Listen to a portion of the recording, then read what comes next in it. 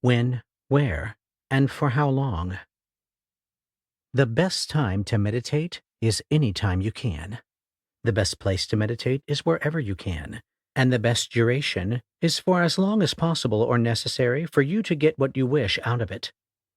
This may seem obvious, but people can sometimes get it into their heads that certain times are better than others, and thus not meditate when that seemingly sacrosanct period is unavailable or interrupted.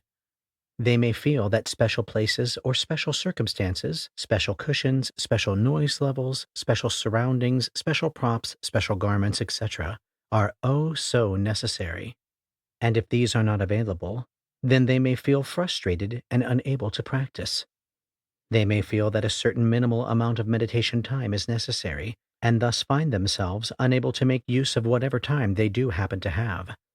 A more immediate answer is that you should meditate now, where you are, and make your life your meditation in all its aspects. I remember going into a spiritual bookstore in New Delhi, India, and asking the proprietor about some books on meditation I was trying to find. We got into a conversation, and I asked him if he meditated.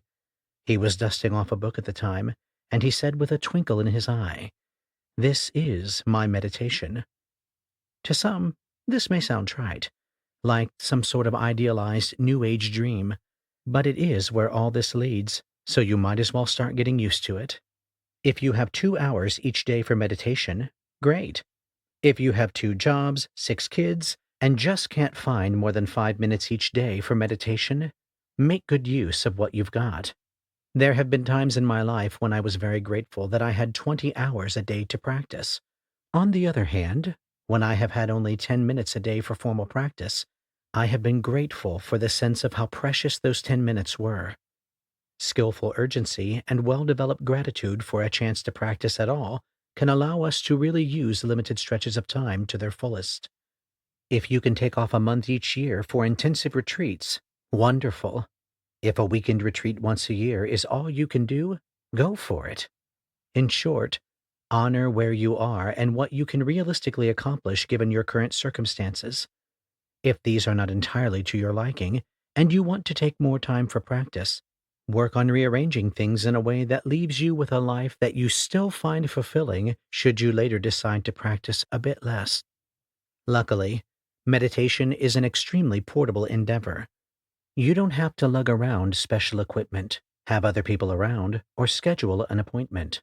There are no fees, waiting lists, or red tape. Reality happens. Sensations arise.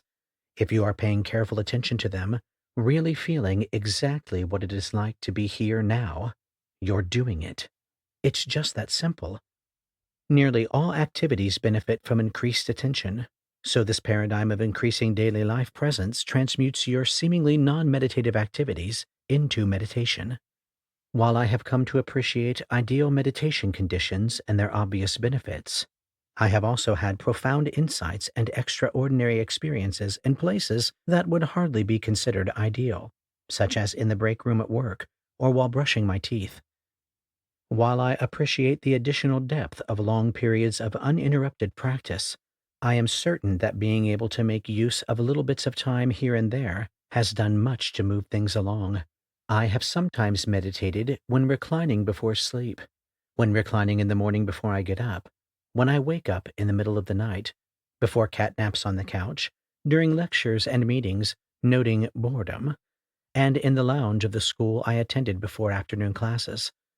Walking down the hall between patients is a great time to meditate, center, reconnect with loving kindness, and steady attention. I have concluded that 5 minutes of really engaged, clear, and focused practice in poor circumstances can often produce more benefits for me than an hour of poor, vague, and distracted practice in optimal conditions. I have also come to appreciate the value of timed sits, where I resolve to sit and pay attention for a set period. I used to rely on a little alarm clock, but now I use my smartphone's timer. I determine to sit for a set amount of time, usually between 30 to 90 minutes. I have found that, during untimed sits, I tend to get up when I run into difficult territory, mild pain from sitting, or other things that I don't want to acknowledge and investigate clearly. A timed sit makes it much more likely that I will be able to sit in the face of trying circumstances, thus developing more patience, confidence, and discipline, as well as the insights that come from persistent investigation. Still, most of the old masters who pioneered and preserved these practices had no clocks, and they learned how to be disciplined without them. So, if you don't have a clock, you can obviously still practice well.